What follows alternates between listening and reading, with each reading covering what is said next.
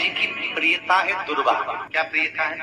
दुर्वा। कितनी दुर्वा गणेश जी को समर्पित करी जाती है? मात्र 5। कितनी? आज के जमाने में लोग गट्ठा बनाकर चढ़ा दें, वो अपनी जगह पर है। 5 दुर्वा पंचम इंद्रियों को वश में करने के लिए और भगवान के 5 जो स्वरूप हैं उनको अपने भीतर उतारने के लिए 5 दुर्वा। और दुर्वा में भी 3 गांठ। जब दुर्वा समर्पित करी जाती है तो उसमें नीचे दुर्वा की डंडी पर गांठ रहती है। 3 छोटी छोटी गांठें होना चाहिए।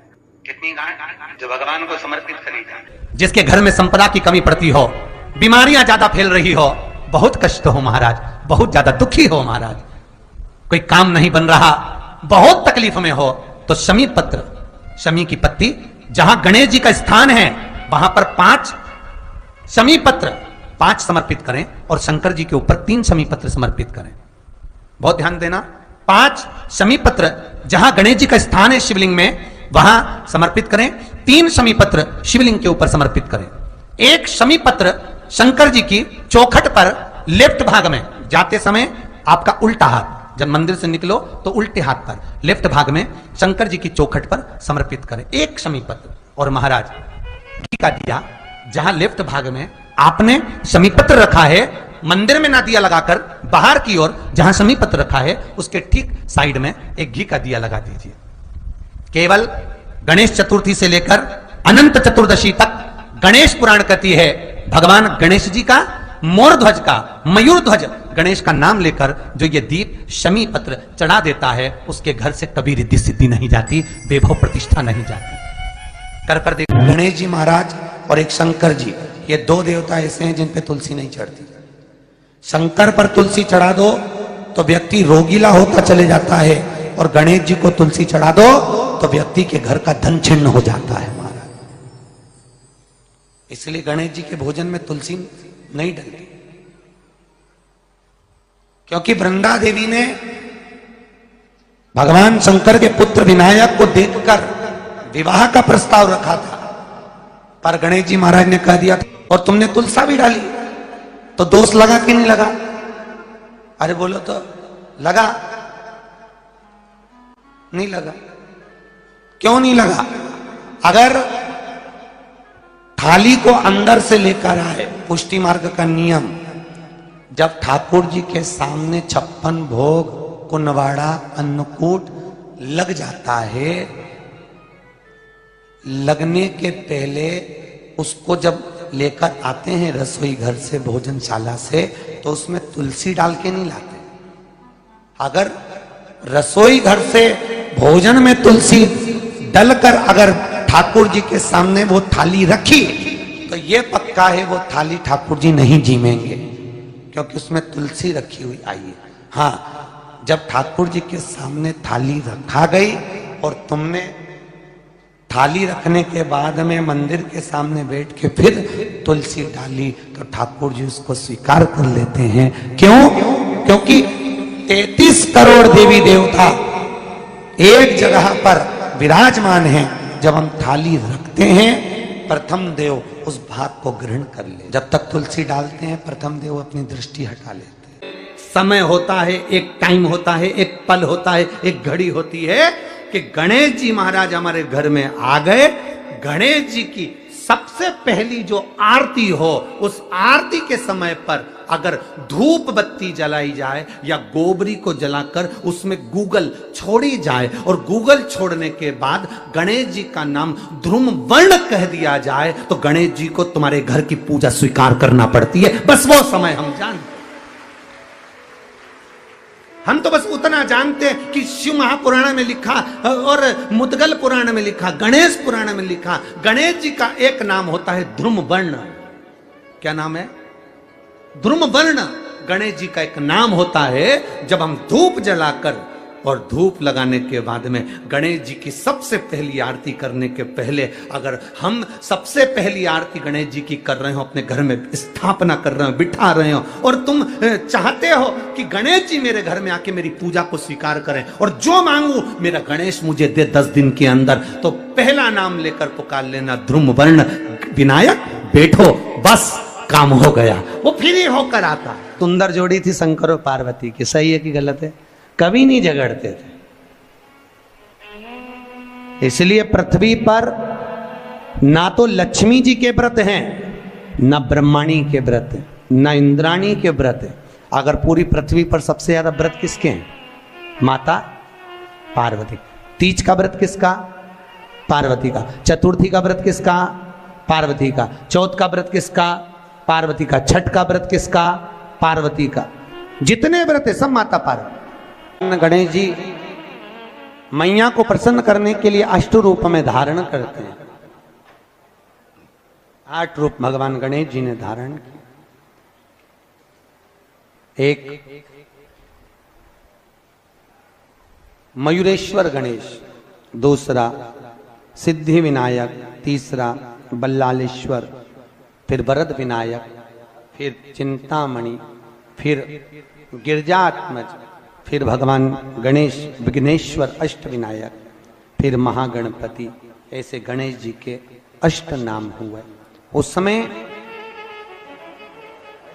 तिजोरी के अंदर जो गणेश की प्रतिमा रखी जाती है किस नाम से रखी जाती है?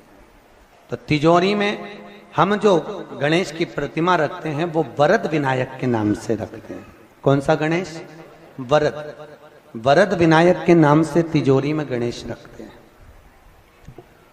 और वरद विनायक के नाम से गणेश जी तिजोरी में रखाते हैं। आपको कथा में कहा था घर में सीधी सूंड का गणेश और व्यापार व्यवसाय ऑफिस में उल्टी सूंड का गणेश होना चाहिए। वरद विनायक को तिजोरी में। जब मकान का गृह प्रवेश होता है तो गणेश जी की पूजन जो दरवाजे पर करी जाती है उसे सिद्धि विनायक गणेश कहते हैं। कौन सा गणेश?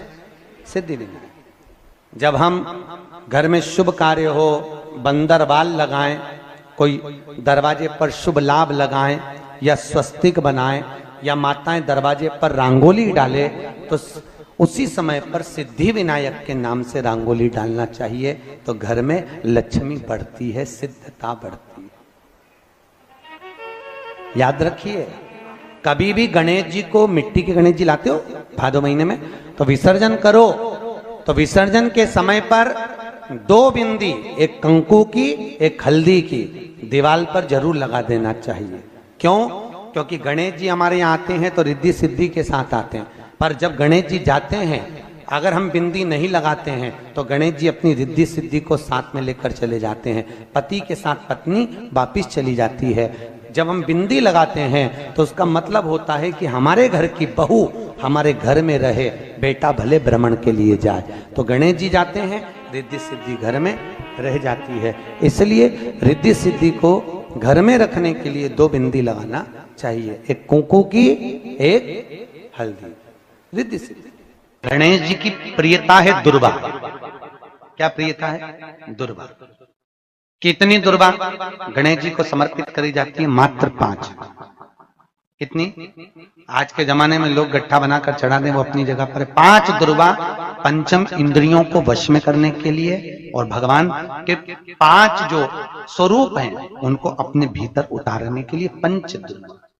और दुर्वा में भी 3 गांठ। जब दुर्वा समर्पित करी जाती है तो उसमें नीचे दुर्वा की डंडी पर गांठ रहती है, 3 छोटी छोटी गांठें होना चाहिए। चतुर्थी का जो व्रत करने वाली होती हैं, जो चतुर्थी का पूजन करने वाली होती हैं, उनके भीतर का एक भाव होता है कि जैसे ही शाम का समय आए चंद्रदेव का पूजन करें। चंद्र जब प्रकट हो जाए, कलश भर लिया, उसके नीचे आखा दाना रख दिया, चावल गेहूं जो भी आप रखते हो पूजन के लिए, ऊपर पात्र आदि रख दिया, जलाशय, फिर अपन ने घी का दिया लगाकर पूजन भी कर ली। तो जो चतुर्थी का पूजन करने वाली होती है, जो चतुर्थी का नियम व्रत धारण करने वाली होती हैं, बड़ी बड़ी चतुर्थियां करती हैं या उसका नियम धारण करती हैं, तो चतुर्थी का जो पूजन करती हैं वो किस चीज के लिए होता है? केवल संतान, पुत्र, परिवार, हमारा कुटुंब, हम जिस कुल में हैं, हमारा कुल वैभव की ओर बढ़े, संपदा की ओर बढ़े और उसकी आयु बढ़े,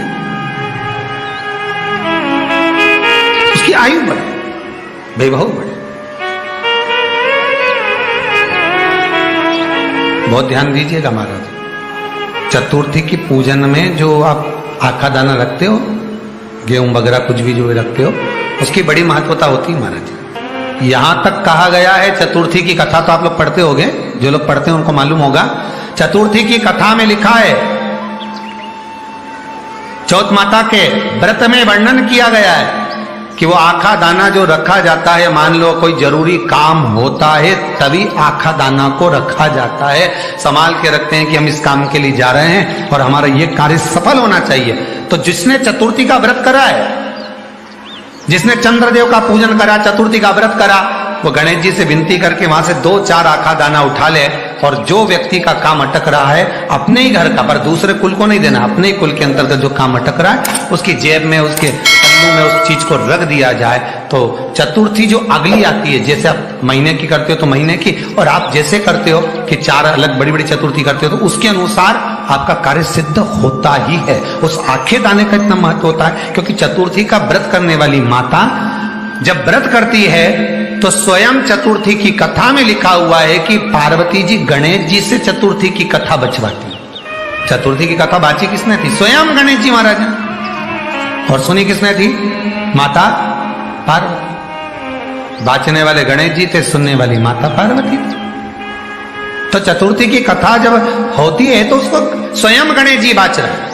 तो व्रत कौन सुन रही है? माता पार्वती। और आपने जो आखा दाना लिया वो गणेश जी के भाव से लिया, गणेश जी से निवेदन करके, विनय करके, प्रार्थना कर उसको प्राप्त किया। जितने आस्था चैनल पर कथा सुन रहे हो, जितने फेसबुक और यूट्यूब पर सुन रहे हो, और जितने इस छत्तीसगढ़ की पावन धरा पर बैठकर सुन रहे हो, बहुत सावधानी से सुनना। एक छोटा सा कपूर का टुकड़ा जब आरती में जलाया जाता है तो ये कपूर क्यों जलाते हैं? इस कपूर का महत्व क्या है? इस कपूर का कारण क्या है? ये कपूर है कौन जिसको हम आरती में जलाते? क्या जरूरत इस कपूर को आरती में जलाने की? क्या जरूरत इसको यज्ञशाला में जलाने की? क्या जरूरत है इस कपूर को पूजन में जलाने की?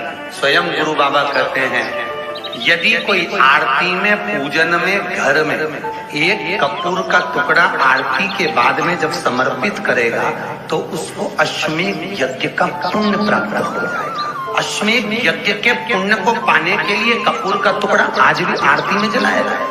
एक कपूर का टुकड़ा सुख का, इसीलिए हमारे यहाँ शास्त्र कहता है महाराज, जब आपको घर में अगर ऐसा लगने लगे कि 15 दिन से बहुत बेचैनी है, बहुत दुख तकलीफ लग रही है, कोई ना कोई बीमार पड़ रहा है, कुछ ना कुछ तकलीफें लग रही है, तो एक पीपल का पत्ता ले लो, उसके ऊपर एक कपूर का टुकड़ा ले लो, सारे घर में घुमाकर उसको दरवाजे के बीच मध्य में जलाकर रख दीजिए। थोड़ी सी जला 20 से 25 मिनट के अंदर मकान में एनर्जी वापिस आ जाएगी, उस भवन में एनर्जी वापिस प्राप्त हो जाएगी।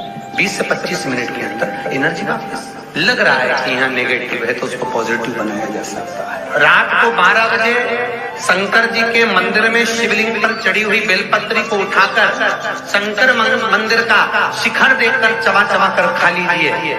आपके पांव के घुटने बदलने की जरूरत नहीं पड़ेगी, ऑपरेशन की जरूरत नहीं। पेटता अलमस्तता। इस संवाद के अंतर्गत ये जो संवाद आया है, श्री गणेश जी महाराज ने श्री शैलम पर, कार्तिकेय महाराज की पावन धरा पर, मल्लिकार्जुन की पावन धरा पर, श्री शैलम में 3 प्रश्न श्री गणेश जी महाराज ने करे और वो गणेश जी के 3 प्रश्न आपको भी ज्ञात होना चाहिए। पहला प्रश्न गणेश जी महाराज ने अपनी माता से कहा, माँ, मृत्यु लोक के अंतर्गत इस भूमि पर जन्म लेने के बाद में अगर व्यक्ति को वृद्ध अवस्था का सामना ना करना पड़े तो उसके लिए क्या करना चाहिए? सुन लेना जवान भाई, जितने भी बेटा बेटी बैठे हैं और जितने आस्था चैनल पर, फेसबुक, यूट्यूब पर सुन रहे हैं, बड़े ध्यान से सुन लेना कि मान लो कि हमें वृद्ध अवस्था देखना ही ना पड़े, उसके लिए क्या करना पड़े? तो कहा उसका एक ही साधन, राम राम रटते रहो जब तक घट में प्राण, कब हो तो दीन दयाल के भनक पड़ेगा। महाराज, एक कर्म करते रहो, तुम्हारा कर्म जरूर करो, काम करते करते करते करते करते करते भी भगवत स्मरण करते। धर्म और कर्म, इन दोनों में अंतर क्या है? बोलो रे, जल्दी जल्दी बोलिए। धर्म और कर्म में अंतर क्या है? धर्म अष्ट विनायक में एक विनायक, सबसे प्रबल विनायक,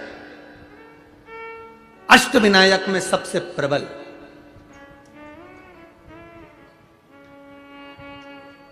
जहां के वृक्ष भी मोर का रूप लेकर आवाज लगाते हैं शिव जी को।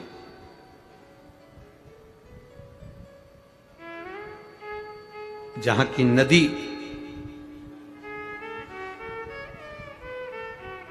सिंधुरासुर असुर के कारण करहा रही है,